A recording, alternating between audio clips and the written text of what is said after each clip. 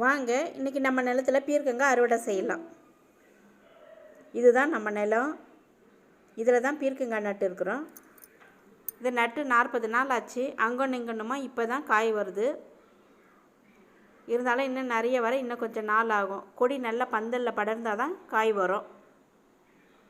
இதில் நிறைய நார் சத்து இருக்கிறதுனால வாரத்தில் 1 நாள் 2 நாள் நம்ம சமையலில் சேர்த்துக்கலாம்.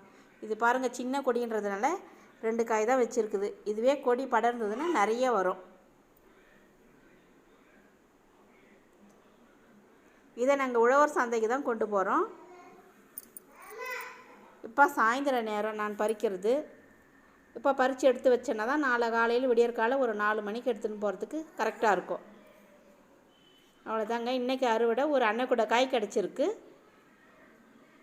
இதை இப்போ மார்க்கெட்டுக்கு அனுப்ப எடுத்துகிட்டு போகலாம்.